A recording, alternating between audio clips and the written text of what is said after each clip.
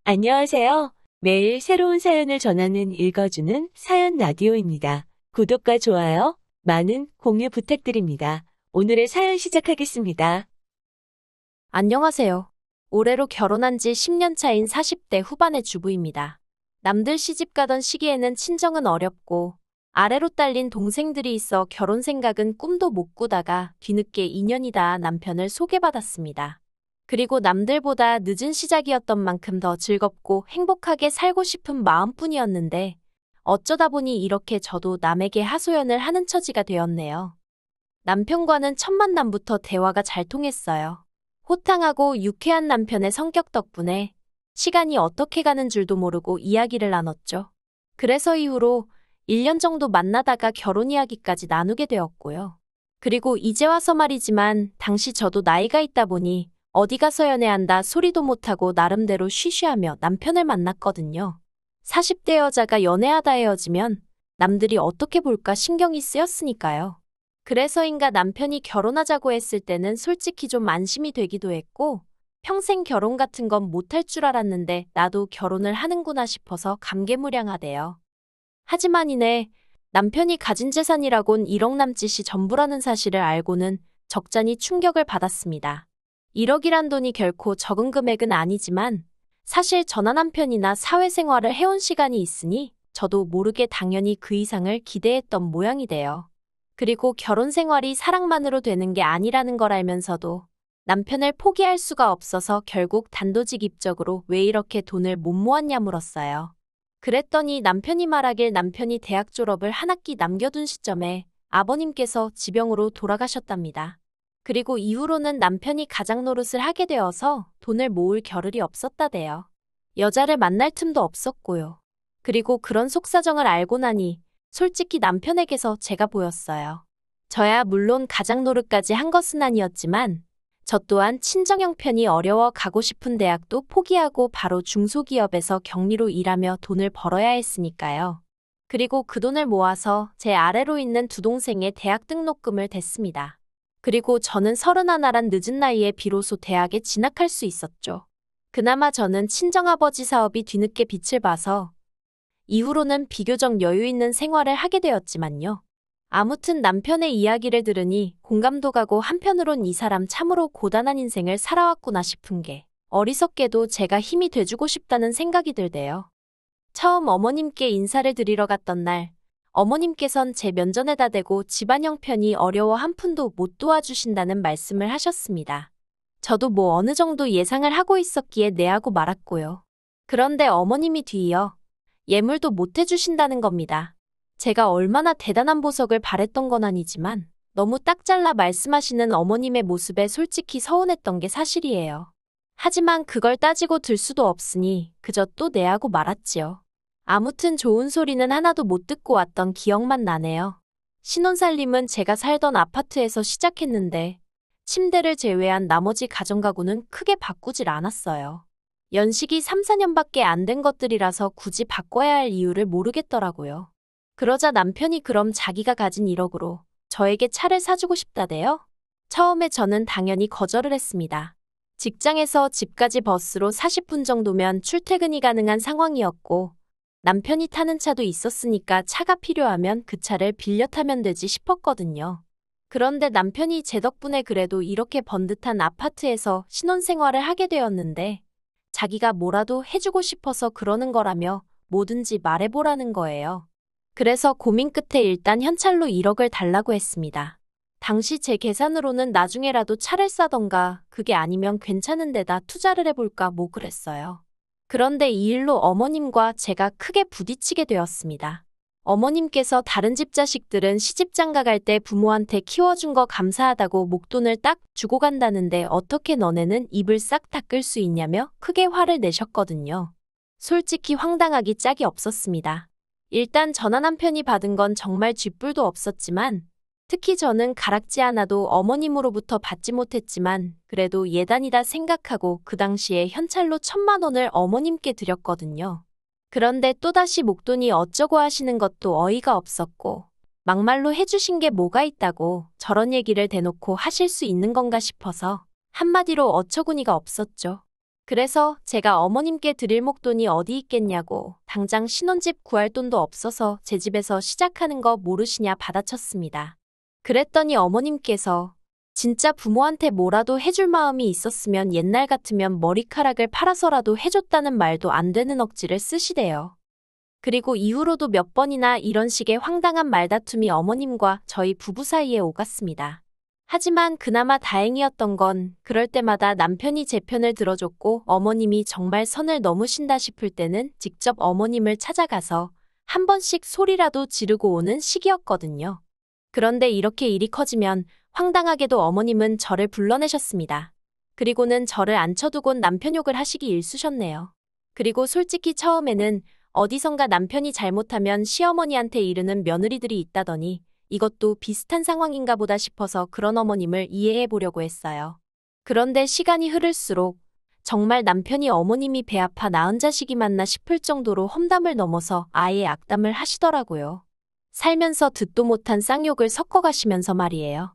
물론 제가 어린 나이도 아니고 그러니 욕 한마디에 화들짝 놀라고 그런 것은 아니었지만 그래도 어머님과 비슷한 연배이셨던 저희 친정부모님은 한 번도 제 앞에서 그런 상스러운 욕을 하신 적이 없으셨기에 충격이 무척이나 컸던 게 사실입니다. 그리고 아무리 어머님 아들이라고 해도 저에게는 하나뿐인 제가 믿고 사는 남편인데 그렇게 깔아뭉개시니 듣기 좋을 리가 없었죠. 그래서 언젠가 한번 어머님께 남편이 뭘 그렇게 잘못했는지 모르겠다고 어머님 말씀이 좀 지나치신 것 같다고 한마디 했어요. 그랬더니 너도 그 자식이랑 똑같은 족속이구나 하시고는 전화를 탁 끊어버리시대요. 그리고 그때 이후로 한동안은 연락을 안 하고 지냈습니다. 원래는 안부 인사고 뭐고 할 것도 없이 어머님이야도 자주 전화를 해대셨는데 어머님이 더는 연락을 안 주시더라고요. 그리고 저도 솔직히 그간 쌓인 감정들도 있었고 그렇다 보니 선뜻 내키지가 않아서 어머님께 먼저 연락을 안 드렸지요.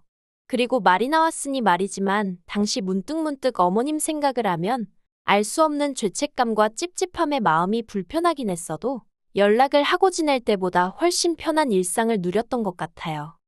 하지만 그 평화는 얼마 못 가 깨어지고 말았습니다.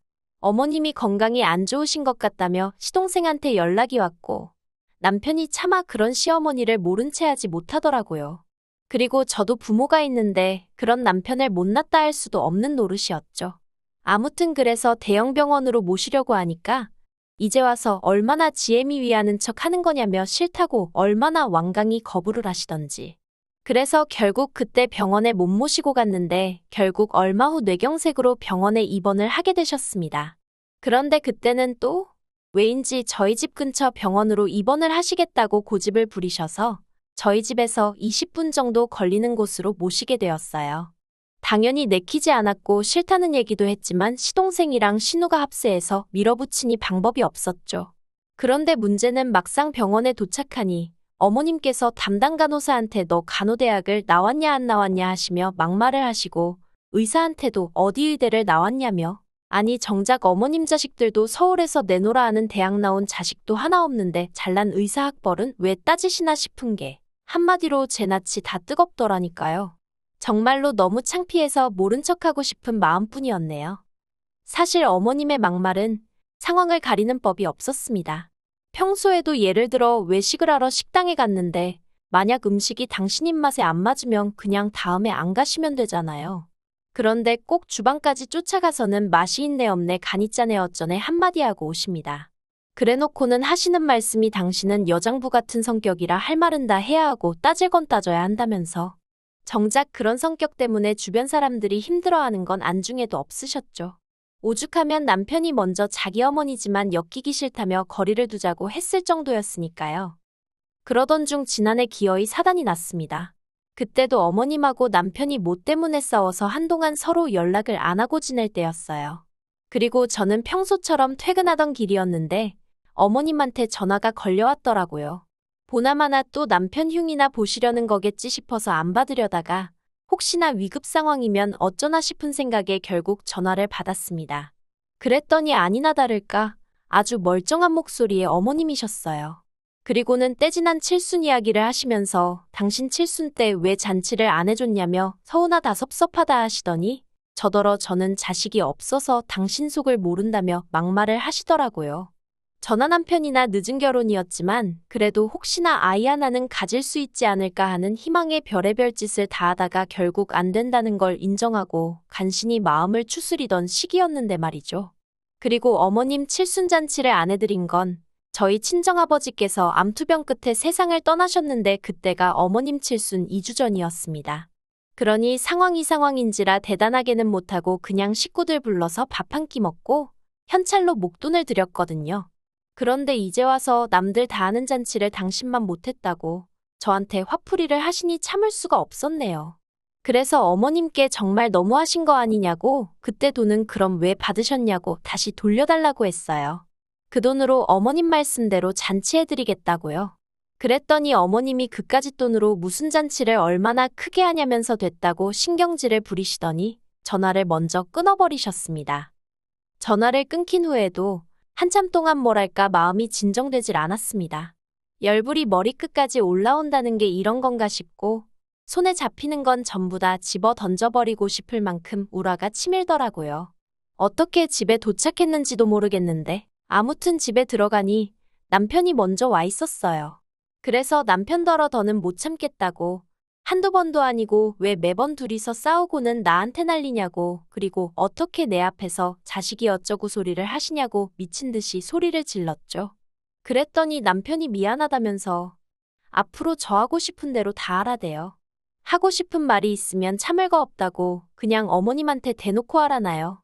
그리고는 남편이 그 자리에서 어머님께 전화를 걸더니 아주 악을 써댔어요. 할 말이 있으면 나한테 하지 왜 엄한 사람을 괴롭히냐면서. 그러니까 또 어머님이 한 발 물러나시대요. 당신은 그런 뜻이 아니었는데 제가 오해를 한 것 같다면서. 그래도 끝끝내 저한테 미안하다고 직접 사과는 안 하셨지만요. 그리고 그때부터 저는 어머님하고 연락을 안 하고 살았어요. 막말로 연락을 안 하고 사는 동안 저는 불편한 건 하나도 없었네요. 그런데 올해 초 뜻밖의 소식을 접하게 되었습니다.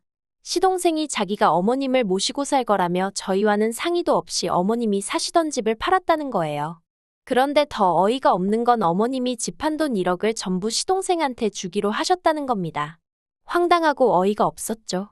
아무리 어머님 재산이라지만 저희 부부가 결혼한 이후로 매달 어머님 생활비에 보태시라고 드린 돈이 얼마며 그간 어머님이 남편과 자주 부딪히기는 했어도 결국 어머님 수발 드는 건 전부 다 저희 부부의 몫이었는데 어떻게 그러실 수 있나 싶어서요. 그리고 말이 좋아 시동생이 모시고 사는 거지. 시동생은 바람을 피다 동서한테 들켜서 이혼을 당한 상황이었어요.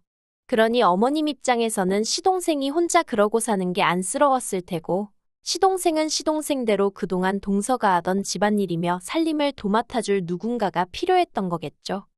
그래서 결국 참다 못한 저와 남편이 어머님을 찾아갔습니다.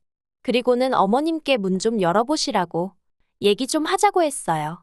그랬더니 어머님께서 정말 아무렇지도 않다는 표정으로 문을 여시더니 돈이 아쉬워서 찾아왔냐며 역시 돈이 최고라는 말씀을 하시대요. 그리고 그때였어요. 남편이 갑자기 어린애처럼 엉엉 울면서 자기가 내내 아버지 빈자리 메꾸다 뒤늦게 장가갈 때 어머니는 나한테 뭘 해주셨냐고 따졌거든요. 아마 자기도 남잔데 어쨌든 장가올 때 집도 제가 해왔지. 이후로 재산 형성에 있어서도 친정으로부터 도움을 많이 받았다 보니 저에게 티는 내지 않았어도 나름대로 속에 쌓인 게 있었던 모양이에요. 그리고 그런 게 결국 참다 터져나왔던 거죠.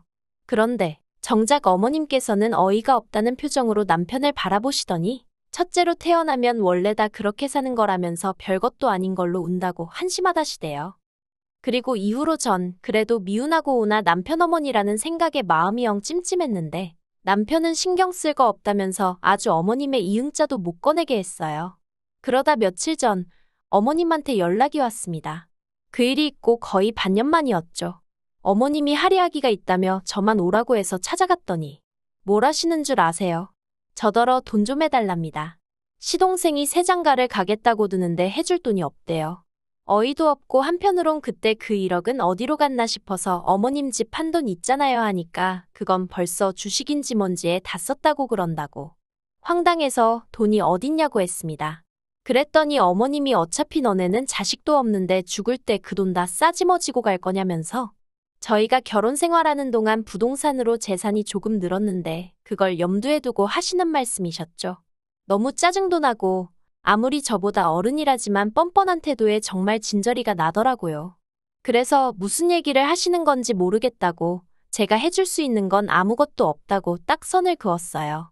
그리고 집으로 돌아와 남편에게 어머님을 만났던 일과 나눈 이야기를 전하니 남편이 어머님한테 전화를 해서는 싸질러 놓기만 한다고 부모냐면서 자기는 오늘부로 어머니 없다 생각하고 살 테니까 그런 줄 아시라고 아주 고래고래 소리를 지르대요. 그리고는 저더러 두 번 다시 시댁에 눈길도 주지 말랍니다. 그랬다간 저하고도 안 보고 살 거라나요. 그러니 뭐 제가 무슨 방법이 있겠어요? 부모 자식 간의 일이니 언젠간 풀어질 수도 있고 그냥 시간에 맡겨볼 생각입니다. 딱히 나서고 싶지는 않네요. 긴 이야기 들어주셔서 감사합니다. 오늘의 사연은 여기까지입니다. 구독과 좋아요, 알람 설정해주시면 앞으로 더 좋은 사연으로 찾아오겠습니다. 감사합니다.